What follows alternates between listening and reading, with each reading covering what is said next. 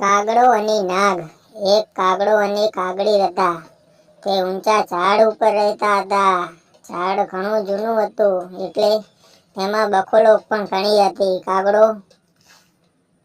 કાગડો અને કાગડી સવારે વહેલા ઉઠે અને જે મળે તે ખાય. બપોરે પાણી પીએ અને સાંજે ઝાડ ઉપર આવીને ઊંઘી જાય. એમણે ઘણી વાતે સુખ હતું, પરંતુ એક વાતનું દુઃખ હતું. જ્યારે કાગડી ઈંડા મૂકે ત્યારે ઝાડની બખોલોમાંથી એક નાગ નીકળે અને એક ઈંડા ખાઈ જાય. કાગડો કાગડીને ઘણી વાર કહે છે કે આપણા ઈંડા સાપ ખાઈ જાય છે. કાગડા અને કાગડીને ઘણા ઉપાયો કર્યા, પણ ફાગોટમાં છેવટે કાગડાને પોતાનો ભાઈબંધ શિયાળ સાંભળી આવ્યો. તે શિયાળની પાસે જઈને પોતાની વિકૃતતા કહેવા લાગ્યા. ભાઈ શિયાળ, હું ઘણા સમયથી દુઃખ ભોગવું છું. મારી પત્ની જ્યારે ઈંડા મૂકે છે ત્યારે કાળમુખો નાગ બખોળમાંથી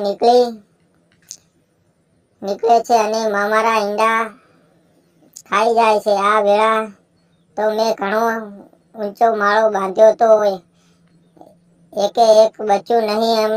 અમને કંઈક ઉપાય બતાવો તો સારું.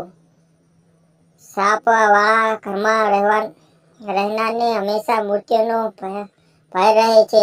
જે ગામની સીમમાં સાપ રહે તે ગામના લોકોને સદાય મૃત્યુનો ડર સતાવે છે. શિયાળ ઘણું ચતુર હતું. તેણે એક સરસ ઉપાય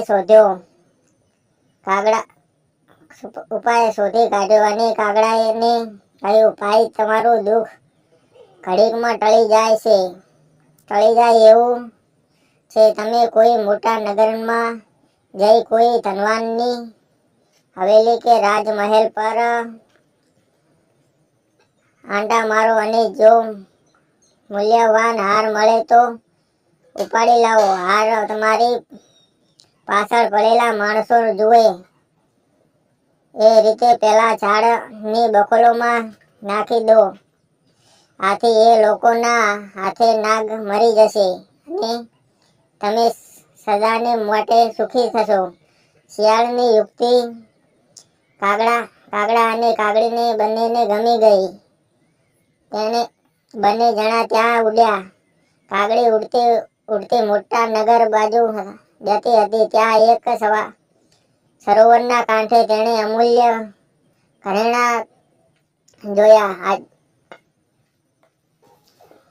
અહીંની રાણી ઘરેણાં ઉતારીને સરોવરના સ્નાન કરતી હતી.